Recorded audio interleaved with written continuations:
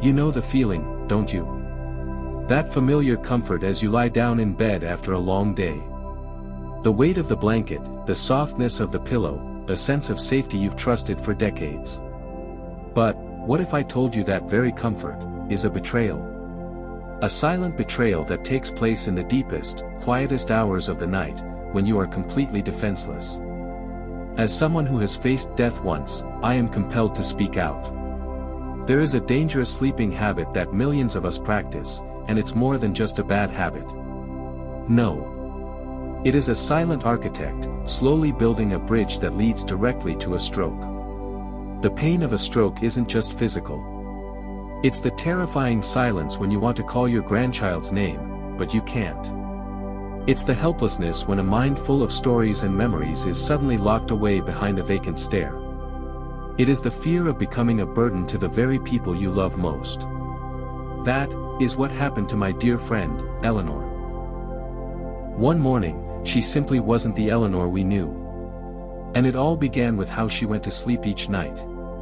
Before we unmask this betrayer together, I want you to be honest with yourself.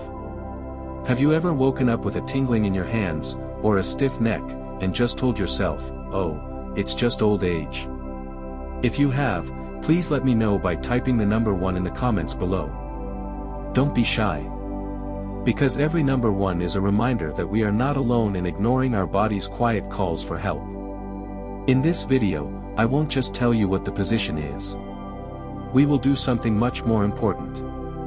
I will guide you deep inside, so you can see for yourself how this one position unleashes 3 biological enemies that choke off oxygen, block blood flow, and build deadly pressure on your brain. And most importantly, walk with me to the end of this journey. Because there, I will give you the key to lock this danger out of your life for good. It is a small adjustment, but its power in ensuring senior health stroke prevention is immeasurable. This is more than just a video. This is a promise for a tomorrow where we still wake up as ourselves. Let us begin. Come, think on this with me for a moment. If our brain is a house that holds all of life's treasures, the memory of a wedding day, the image of a first grandchild, the taste of our mother's cooking, then nighttime is when the most diligent cleaning and repair crew begins its work.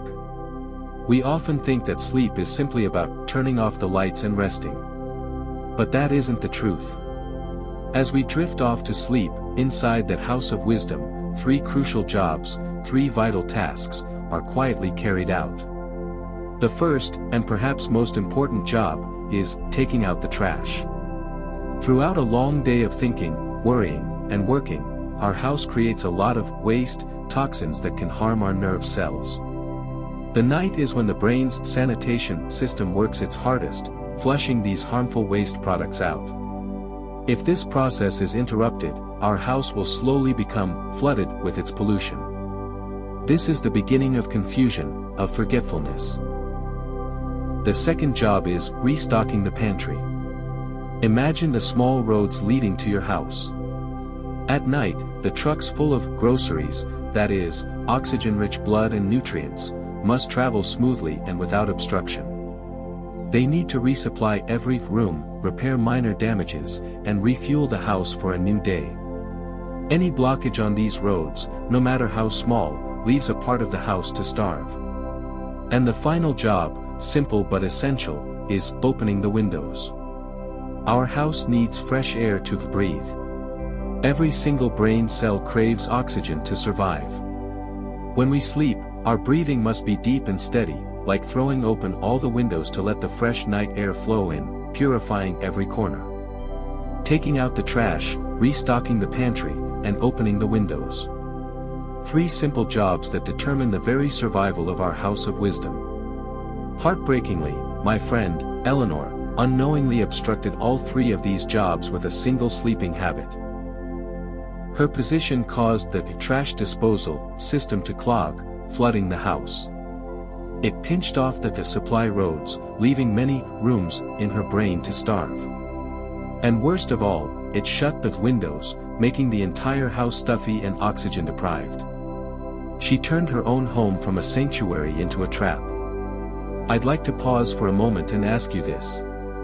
Was this old man's explanation of the brain's 3 nightly jobs easy to understand? Please help me by typing yes in the comments if you found it clear, or no if you'd like me to find a different way to explain it in the future. Your feedback is priceless to me. So now you understand the battlefield inside our heads. In the next part, our real investigation begins. We will examine the first enemy, the one who causes the flood, and see how it secretly built up pressure inside Eleanor's home. Please, continue this journey with me. Have you ever, just once, tried this simple experiment? Lower your head below your heart, perhaps to pick something up from under the bed, or just to hang upside down like a child. Can you feel it? That instant rush of blood to your face, the dull hum in your ears, and a heavy, pounding pressure building in your temples. In just a few seconds, your body screams at you, something is wrong. Lift your head. Now, imagine, what would happen if your brain had to endure a gentler, but far more persistent and prolonged version of that same pressure, for 6, 7, or even 8 hours, every single night. This is the portrait of the first enemy we will unmask today. Doctors call it by a very scientific name, elevated intracranial pressure. I, however, call it by a much simpler name, the flooding of the brain. To understand this, you must know a secret about our circulatory system. It is a powerful one-way street.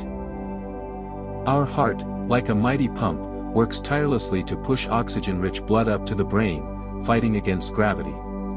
But the used blood, after its work is done, must flow back to the heart in a much more passive way. It relies almost entirely on a silent partner, gravity. Imagine your brain is a sink. The faucet, that is, the arteries, is always on, constantly pumping water in. But the drain, the veins, has no suction pump. It simply lets the water flow down on its own. As long as the sink is positioned correctly, the water drains effortlessly. But if you were to accidentally tilt that sink slightly, so the drain is higher than it should be, the water would begin to pool. Slowly, but surely. The dangerous sleeping position we are investigating does exactly that. It places our brain in a posture that works against gravity, causing the drain to become obstructed. The used blood cannot return to the heart efficiently. It pools, rising slowly, creating a silent flood inside our skulls. Now I understand. It all makes sense to me now. I understand why, in the final months before her stroke, my friend Eleanor often complained of morning headaches. I remember it so clearly. An afternoon we were having tea. She was rubbing her temples and said, "It must be these old glasses, Harold. Reading so much makes my eyes ache." We laughed. Both of us wadded off. But it wasn't the glasses. It was a cry for help from a house that was flooding. That dull ache in the back of her head, the feeling of a heavy head like wearing a helmet upon waking, that slight dizziness when she first sat up in bed. These were not the signs of old age. They are the classic symptoms of intracranial pressure that has not been properly relieved during the night. Every night, that pressure eroded the walls of her blood vessels, just a little. Like a slow flood gradually weakening the banks of a river. Until one night, the riverbank could hold no longer. I beg you, please, listen to your body more seriously than I listened to my friend. Have you ever experienced the feelings I just described in the morning? A mild headache, a sense of heaviness in your head, or a fleeting moment of dizziness? Just answer yes or no in the comments. No explanation needed. I just want to know if you are recognizing these signals. We have just unmasked the first enemy. A dangerous one, but it is only part of the story. The real tragedy happens when this flooding combines with a second, even more subtle enemy. One that doesn't just make the house dirty, but also drains the fresh air right out of it. Brace yourself, because when the flood meets the suffocation, that is when tragedy begins to take shape. Let us continue together. When you were a child, did you ever do this? Pull the covers completely over your head, creating your secret fortress. Inside, the outside world seemed to disappear. There was only warmth, a feeling of absolute safety, and the sound of your breath, strangely muffled. It's such an innocent and beautiful memory. But we are grown now, and the truth is no longer so innocent. Because that very act of creating a fortress, even unintentionally, is an invitation for our second enemy to appear. I call it the air thief. It is not as noisy as the one who causes the flood. It is more subtle, more cunning. It doesn't build up pressure, instead, it slowly drains away the most precious element for the brain's survival, oxygen. Let us return to our house of wisdom. If the flood was a clogged drainage system, then the air thief is someone sneaking around and shutting all the windows and doors, making the entire house stuffy, stagnant, and starved of life. The dangerous sleeping position we are investigating is a master at creating this suffocating fortress. It can compress the chest and diaphragm, making each of your breaths shallower, less efficient. Or worse, it creates a pocket of stale air right around your nose and mouth, causing you to rebreathe the toxic carbon dioxide you just exhaled. Night after night, your brain is starved of oxygen, and you are completely unaware. And this is what breaks my heart the most when I think of Eleanor. I still remember it so clearly, how her husband used to joke about her snoring. We, in our ignorance, would join in on the joke. We thought it was just a harmless, annoying sound of old age. But if only I had understood then that her loud snoring was not a sign of deep sleep. No. It was the desperate cry for help from an obstructed airway. It was the sound of a body struggling, fighting for every single gasp of fresh air. Each one of those snores was a window being slammed shut in her house of wisdom. And here is the terrifying consequence of this nightly oxygen deprivation: it changes the very nature of our blood. Our blood, instead of being thin and flowing smoothly, becomes thick and sludgy, like honey left in a cold pantry. And thick blood, my friends, is the breeding ground for deadly blood clots. Do you see it now? The flood creates a stagnant river. The suffocation turns that river into a thick bog of mud. It is the perfect combination for tragedy. I truly need to know this from you. Does your partner, or you, snore loudly and frequently? And more importantly, do you often wake up feeling tired and groggy, even after a full 7 or 8 hours of sleep? Please answer honestly in the comments, just a simple yes or no. This helps me better understand our community. We have now unmasked two great enemies. But they are merely setting the stage. The real tragedy only occurs when a final accomplice appears, a specific physical action that triggers it all. It is the final piece of the puzzle, a switch that unleashes the disaster. What is it? Join me as we enter the most critical part of this investigation. We have met two enemies. The first, the one who causes the flood, slowly builds pressure in our house of wisdom. The second, the air thief, drains away its life force. They are dangerous accomplices, but they are still just henchmen. For a true tragedy to occur, they need a mastermind. A specific physical act, a direct assault to trigger it all. Where does this attack strike? It targets what I call the 4 highways of life to the brain. Imagine there are 4 major highways running along your neck, carrying all the blood and oxygen to sustain the city that is your brain. 2 highways in the front, the carotid arteries. 2 smaller, but critically important highways in the back, nestled against your spine, the vertebral arteries. If just one of these 4 highways gets jammed or kinked, disaster strikes immediately. And now, the final piece of our investigation is here. The answer to all the silent tragedies. The only sleeping position capable of summoning all 3 enemies at once, causing the flood, creating the suffocation, and directly kinking and compressing these very highways of life, is sleeping on your stomach. Perhaps you are shocked. Perhaps you don't believe it. Perhaps you have slept in this position your entire life without any problems. Allow me to show you the perfect storm it creates, in undeniable detail. First, it directly causes the flood. When you lie on your stomach, your head is nearly level with your heart. Gravity can no longer help pull the used blood away.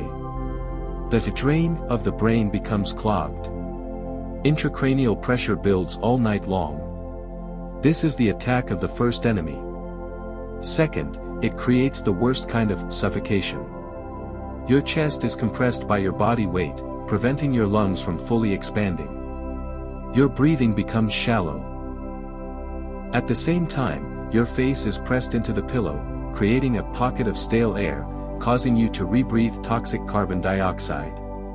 Your house of wisdom is being both starved of oxygen and poisoned. This is the attack of the second enemy.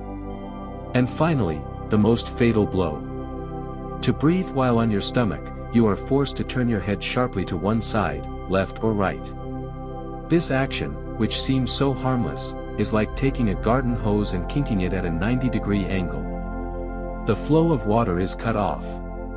This very act of turning your head directly compresses the carotid and vertebral arteries in your neck. The highways of life have been blockaded. Do you see it now? A perfect storm. The blood is thick from lack of oxygen, the flow is stagnant from the flooding, and the very path for circulation is being choked off. It is like a time bomb, activated every single night you lie down. And that is exactly what happened to my friend, Eleanor. The flood caused the headaches she ignored. The suffocation caused the snoring we joked about. And that fatal kinking of her neck created a blood clot in the night. That perfect storm assaulted her house of wisdom, leaving behind a heartbreaking silence. Be honest with me. Do you often, or even sometimes, sleep in this position? Or do you know someone you love who sleeps this way every night? Please answer yes or no. This confession is not for judgment, but it is the first step toward protecting yourself and those around you. We have unmasked the mastermind. But our investigation cannot end in fear and despair. No. Eleanor's story, and your story, must not end like that. In the next, most important part, we will no longer speak of the problem. We will speak of the solution. We will speak of hope. I will show you the safest path to travel through the night. Continue with me, the light is just ahead. After a great storm has passed, what is the first thing we do? We do not stand there and stare forever at the wreckage. No. We step outside, take a deep breath of the clean air after the rain, and we begin to rebuild, one brick, one tile at a time. The story of Eleanor, my friend, did not end in the silence of that hospital room. And your story must not end in fear. Her journey of recovery has been a journey of small bricks. I still remember the first day she was able to hold a teacup on her own, her hands trembling but full of determination. I remember the tear of joy in her husband's eye when he first heard a single, though slurred, word from her lips. Those small victories, my friends, they are grander than any monument. And they all began with one fundamental change, the single most important foundation stone, changing her sleeping position. Because after unmasking the enemy, we must rebuild our fortress. And today, I will give you the blueprints for the two safest, most secure fortresses to protect your house of wisdom every night. The first fortress, I call it the guardian's stance. This is the position of sleeping on your side. When you lie on your side, you are doing two wonderful things. First, you are keeping your spine aligned, like a proud guardian standing watch, allowing none of the highways of life to be kinked or compressed. Second, and here's a little secret, if you lie on your left side, you are helping your heart to pump more easily and even aiding your digestion. The river of blood flows naturally and peacefully, no longer stagnant, no longer flooding. Use a pillow that is thick enough to fill the space between your ear and your shoulder, and perhaps place a thin pillow between your knees. When you do this, you are not just sleeping, you are being protected. The second fortress, an even mightier one, I call the royal position. This is the position of sleeping on your back, with one or two pillows providing a slight elevation for your head. Why royal? Because in this position, your brain, the king of your body, is placed in the highest, most dignified position. Gravity now becomes your loyal ally, gently helping to pull all the used blood and trash out of your house of wisdom most effectively. Your sink is now at the perfect angle to drain. No more flooding, no more pressure. The windows are thrown wide open, your chest is free, allowing you to take in full, life-giving breaths. This is the gold standard for brain-safe sleep. I know, changing a habit that is decades old is not easy.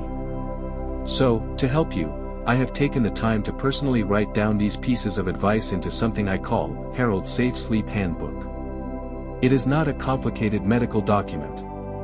It is like a letter from me to you, with simple, easy-to-remember bullet points. You can download it for free using the link I've placed in the description below. Please print it out and keep it by your bedside as a loving reminder each night. Now, I want to ask you one final question in this section. After hearing about these two fortresses, which one do you feel you'd like to try building first? The Guardian or the Royal? Please type the name of the position you chose in the comments. Guardian or Royal? This small action is your first promise to your health. We now have the blueprints to rebuild. But there is one final question, the most important one. Why must we go to all this trouble?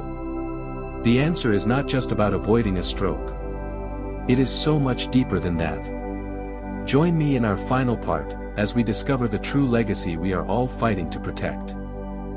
When I was a young man, if someone had asked me what my most valuable possession was, I probably would have pointed to my newly built house or my shiny car. I used to think that those were the things that defined a person's worth. Now, at 76, after having walked to the edge of life and back, I realize how profoundly wrong I was. Our greatest asset, my friends, is not the house we live in. It is the house of wisdom that lives inside of us. But even that isn't the complete truth. The real treasure is not the house itself. It is all the priceless heirlooms stored within it. It is the memory of the first time you held your partner's hand, a feeling that remains just as warm after 50 years. It is the face of your grandchild when they speak your name for the first time, a sound more precious than any symphony. It is your mother's recipe for apple pie, a taste that no five-star restaurant could ever replicate. It is the stories, the lessons, the laughter, the tears. All of those intangible things are our true legacy. They are what define who we are. We fight to change a sleeping habit, not merely to avoid a stroke. We do it to protect these treasures. We do it so that when we wake up tomorrow, we can still tell our old stories to our children and grandchildren. We do it so that when we look into our partner's face, we still recognize the love of our entire life. Changing your sleeping position from your stomach to your side or back is not a burden. No. Think of it as the noblest act you perform each day. It is the act of a guardian, protecting the most precious legacy of your life. A small adjustment for a priceless reward. Our investigation today comes to a close here. We began with fear, walked through the hard truth, and have found hope in action. If our conversation today meant something to you, if it touched your heart in any way, please let me know by typing the number 1 in the comments below. And if you feel you would like to walk with me on this journey of caring for our senior health, please press the subscribe button, so we do not miss each other in our future talks. Finally, I ask one thing of you. Please, share this video. Send it to your siblings, to your closest friends. Become the guardian for the people you love, just as I am trying to be a guardian for our community.